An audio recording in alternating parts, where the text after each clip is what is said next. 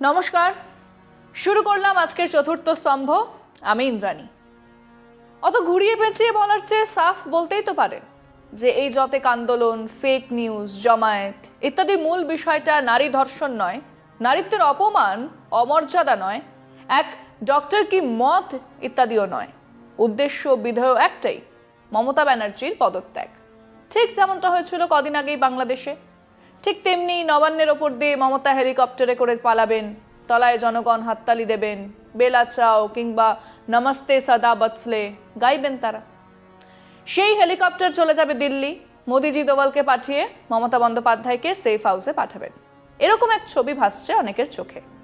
না, কেবল বিরোধী দলের কিছু খেপে ওঠা দিন দুপুরে স্বপ্ন দেখা মানুষেরাই নয়, এমনকি তৃণমূলের গা ঘেঁষে এতদিন দুধু ও তামাক যারা খেয়েছেন, অনায়াসে তাদেরও মাথায় এই ভয় ঢুকেছে।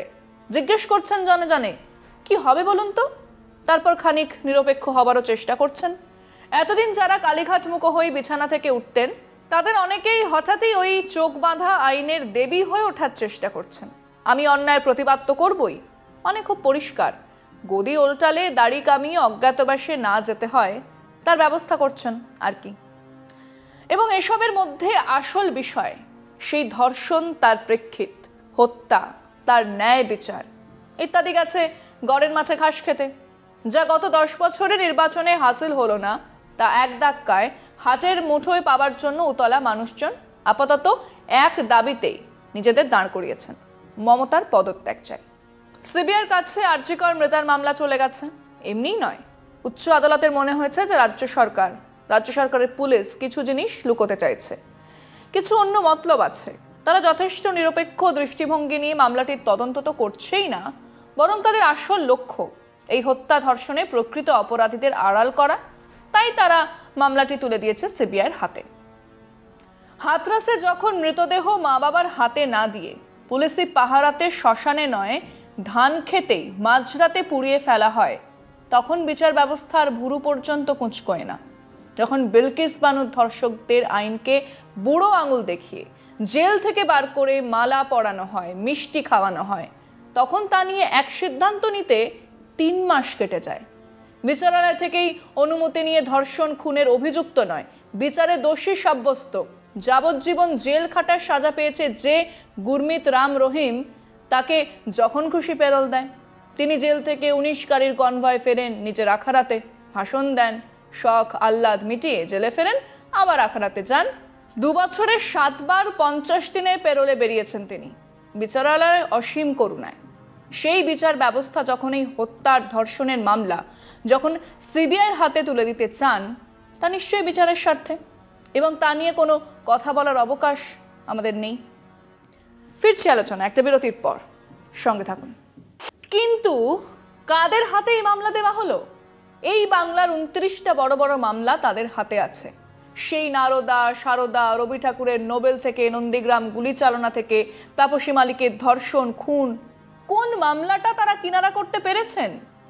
বুকে পিঠে সিবিআই স্ট্যাম্প লাগানো জামা পরে তারা আসেন, প্রতিটা মামলার শুরুতে তাদের ছবি ওঠে, তারা দিল্লি থেকে আসেন, দেখে মনে হয় ব্যাস এই তো ফেলুদার মাস্ততো ভাইরা হাজির।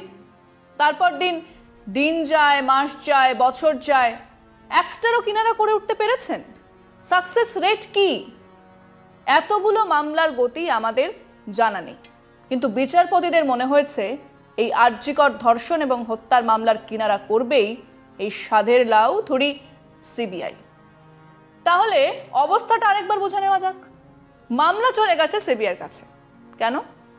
কারণ 6 দিনের তদন্তে আসলে সত্যিটাকে ঢাকা হচ্ছিল, তাই ওনারা এসে মিথ্যেটা বা আসল রহস্যটা সবার সামনে তুলে ধরবেন। তো তেনাদেরও 6 দিন কিন্তু পার। কি করেছেন? নতুন কোনো তথ্য নেই, নতুন কোনো অ্যারেস্ট নেই। তাহলে এমনটা হলো কেন? সবটাই কি ওই বিরোধীদের চক্রান্ত? না, মাতাল যে নালায় পড়ে তাতে মাতালের ভূমিকা প্রবল, কিন্তু নালার ভূমিকাও তো অস্বীকার করা যায় না। অকুস্থলে একটা বড় সড়ো নালা না থাকলে মাতালের ওই হাল হতো কেন? এক্ষেত্রেও তাই। প্রথম অভিযোগ, মেয়েটি নাকি আত্মহত্যা করেছে, এরকমটা জানানো হলো তার বাড়ির লোকজনকে, বাবা মাকে। যে মুহূর্তেই খবর জানা গেল সেই মুহূর্তেই ওই মেয়েটির বাড়িতে যাদের ফোন করার দায়িত্ব দেওয়া হয়েছিল তাদের সাসপেন্ড করে তদন্ত চালু করা উচিত ছিল, হয়নি। কাজেই প্রথম মিথ্যের জন্ম হলো। আসলে এটা যে আত্মহত্যাই ছিল বলে চালানোর চেষ্টা করা হয়েছিল। দ্বিতীয়, একেবারে নোংরা ভুলটা হলো হত্যা। তাতে আরো অনেকে জড়িত আছে ইত্যাদি জানার সঙ্গে সঙ্গে ওই কলেজের অধ্যক্ষ এবং মাথায় বসে থাকা বাকিদের সাসপেন্ড, ট্রান্সফার করা উচিত ছিল, করা হলো না। উল্টে শোনা গেল অধ্যক্ষ নাকি বলেছেন একলা মেয়েটির ওই সেমিনার হলে যাওয়াটাই উচিত হয়নি। সমাজ মাধ্যমে তীব্র প্রতিক্রিয়ার পরে যখন ওই অধ্যক্ষ চাকরি ছাড়ার কথা বললেন তখন তাকে ঢিলছোড়া দূরত্বে ক্যালকাটা ন্যাশনাল মেডিকেলের অধ্যক্ষ করে পাঠানো হলো।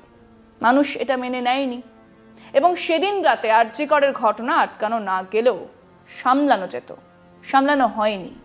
আর এইসব ভুল আস্তে আস্তে ফাটলকে বড় করেছে, মানুষের ক্ষোভকে বাড়িয়েছে। আর বিক্ষুব্ধ মানুষের কাছে সুনামির মতো এসে ঝাঁপিয়ে পড়েছে ফেক নিউজ।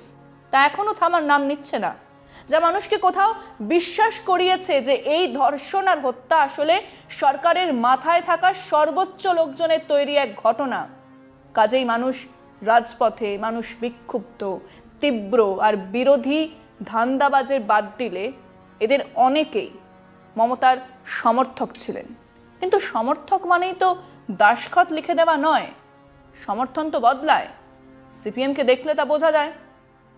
এবং এই গোটা এপিসোডে রাজ্য পুলিশ অবশ্যই রাজ্যে ক্ষমতাসীন সরকারের কথায় চলে, তাদের নির্দেশ মেনেই চলে। ঠিক তেমনি আমরা যেন ভুলে না যাই সিবিআইয়ের মাথাতেও ওই যুক্তরাষ্ট্রীয় সরকারের স্বরাষ্ট্রমন্ত্রী। কাজেই খেয়াল করুন, সিবিআইয়ের কাছে মামলা যাবার পরেই দারুণ উত্তেজিত অগ্নিমিত্রা পল অ্যান্ড কোম্পানি এবার তাদের হাতে খেলা চলে গেছে। শুভেন্দু ইঙ্গিত দিচ্ছেন কোন পথে চলবে তদন্ত। তার মাইনে করা টাকায় চলা ইউটিউবারদের ভাষ্য আজ রাতে যা হচ্ছে কাল দুপুরে সেটাই শোনা যাচ্ছে সিবিআইয়ের কাছ থেকে। ফিরছি আলোচনা একটা বিরতির পর, সঙ্গে থাকুন। দুদিন আগেই শুভেন্দু অধিকারী তার টুইটে জানিয়েছিলেন মেয়েটিকে অন্য কোথাও খুন করে এই সেমিনার হলে রাখা হয়েছে। দুদিন পরে খবরের কাগজের থেকে জানতে পারছি সিবিআই নাকি সেটাই মনে করছে। একটাই অসুবিধে, একটাই, নির্বাচনটা মাস 4 কি 5 হলে লাটা চুকে যেত।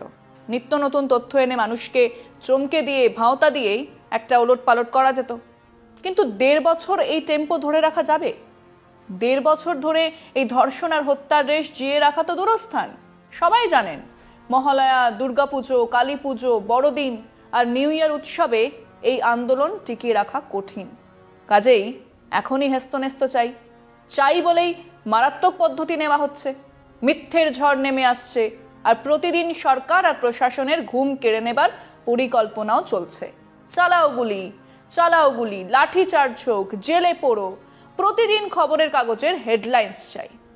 আপাতত সেই চিকিৎসক কন্যা, ধর্ষণ আর হত্যা নয়, 2 দল মুখোমুখি, সরাসরি যুদ্ধ, গদির যুদ্ধ, বাঁচানোর বা জয় করার। মানুষ ডার্বি দেখতে পেল না, কিন্তু আরো বড় এক ডার্বির সামনে দাঁড়িয়ে রুদ্ধশ্বাসে প্রহর গুনছে। এই কিস্সাতে ন্যায়, নারী, ধর্ষণ নেই। এ কিস্সা কুর্সি কা। এই গল্প আসলে চেয়ারের। আজ এখানেই শেষ করছি। শুভরাত্রি।